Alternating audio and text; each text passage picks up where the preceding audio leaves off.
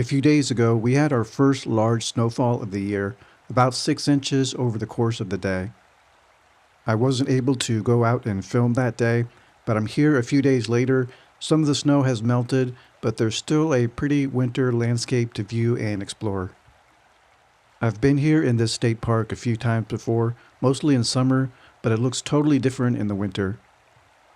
I'm wearing my GMT Master II, reference 126719, purchased 5 years ago now, and this is still a bread and butter Rolex in my rotation.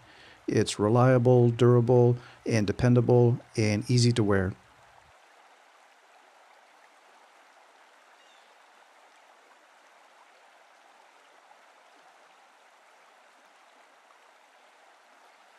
It's 32 degrees today, and this vintage navy pea coat is keeping me warm. This particular one was made in 1967 or 1968, so it's older than me, and it's still in excellent condition. These were issued to enlisted sailors and worn in foul weather aboard ship. The 100% heavyweight wool is thick and warm, and is tightly woven together so it easily repels snow and even some light rain. Buying a vintage navy pea coat is the way to go because it's extremely inexpensive and it's built to last. Underneath, I'm wearing a t-shirt, a wool base layer, and a polyester base layer, and a 100% cashmere sweater. Cashmere is very warm for its weight. It's not as durable as merino wool, but it's very comfortable because it's lightweight and soft. I love wearing this GMT Master II in the winter, even more than the summer, because it does wear large on my wrist, and it gets balanced out with a heavy sweater or a winter jacket. On my feet are the bean boots, and these kept my feet warm and dry, but it has to be the version with the insulating liner. I've tried the unlined version, but those are very uncomfortable and they're very cold on the feet. With just regular socks, these can overheat indoors, but out in the snow they kept my feet very warm. But I don't have great confidence in the traction ability of the soles. They're fine in snow or dirt or dry pavement, but any icy surface, they can get slippery very easily. And because there could be ice hidden under the snow, I had to walk carefully and gingerly to avoid falling.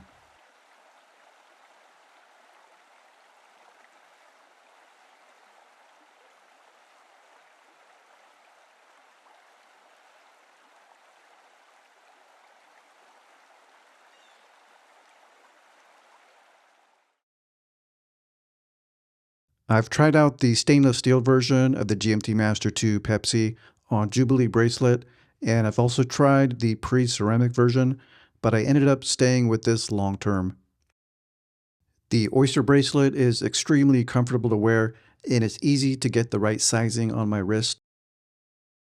The dial is very legible, and I like that dynamic blue color of the dial. Compared to the steel Submariner, this one just sparkles much more and looks much more premium. Most people looking at it might not know that it's white gold, but the person that's wearing it definitely knows that it's full gold because of that extra luxurious weight on the wrist.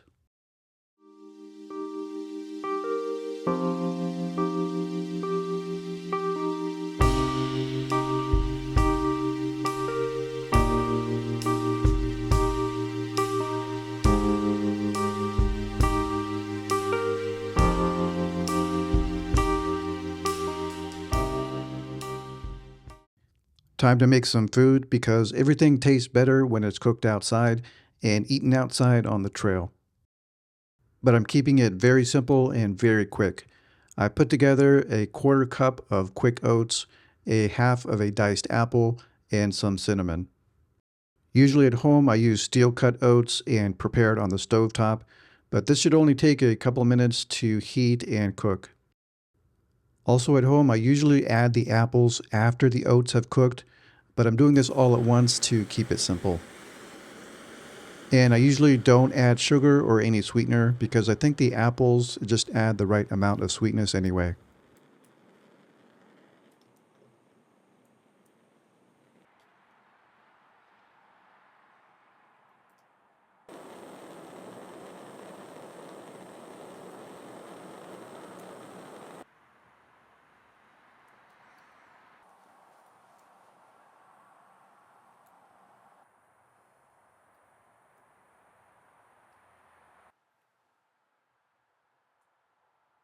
I added too much water, so the oats are too runny, but it still tastes good, and the apples came out fine. It didn't cook long enough to become mushy. Now that I've been sitting down for a while, my hands are getting very cold, but the titanium cup helps warm up my hands. Sometimes I think about going for another GMT Master II in another color. I really like that green and black version, and I also like that gray and black version. But then I changed my mind again, and I think that I don't really need two GMT Master IIs because I would never sell this one, and this one does it all. It does everything I need it to do. It's very versatile and easy to wear.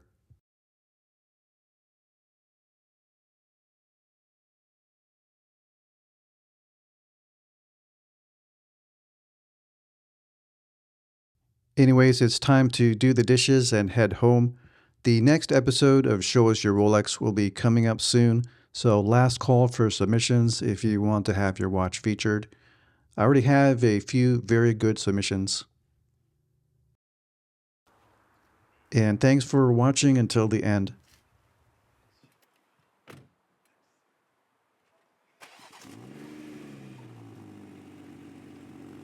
I had a lot of fun today getting out into the winter and still staying warm with my coat and my boots, and getting some of that camping experience without having to sleep on the cold, hard ground.